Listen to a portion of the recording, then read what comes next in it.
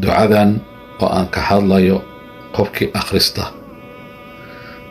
abwaabu samaa albaabada samaawaadka oo dhan ayaa loo wada furayaa si wuxuu rabo uu ilaahay u gaarsiiyo loona aqbalo.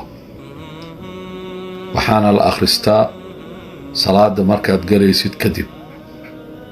markaad akhrisato kadib oo abwaabu samaa lagu furo, ilaahay waxaad weydiisanaysaa wax alla waxaad rabto adoo salaada ku jira. haddaadan af carabi oo salaada af carabi waxaan ahayn lama ogola, haddaadan ku weydiisan karin waxaad niyadda ayaad ilaahay ka weydiisanaysaa, sababta ilaahay subxaanahu wa tacaala wuu og yahay waxa niyadaada ku jira. ducadan waa saxiix, xadiiska imaam muslim ayaa wariyey. allahu akbar kabiira walxamdu lilaahi kathiira wasubxaana allahi bukratan wa asiila. hadiyad waay nabiga calayhi salaatu wasalaam ayay ka timid.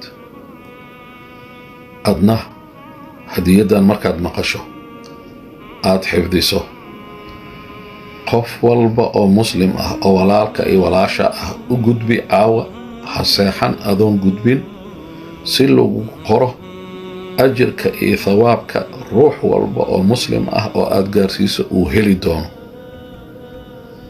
inta i dhagaysanaysa iyo inta la gaarsiiyey waxaan ilaahay weydiisanaynaa, ilaahu tawfiiqdana waafiji.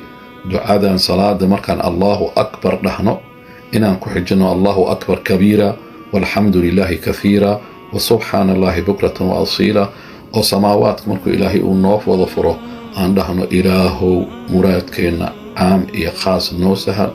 ilaahu inta naga xanuunsan caafimaad buuxa si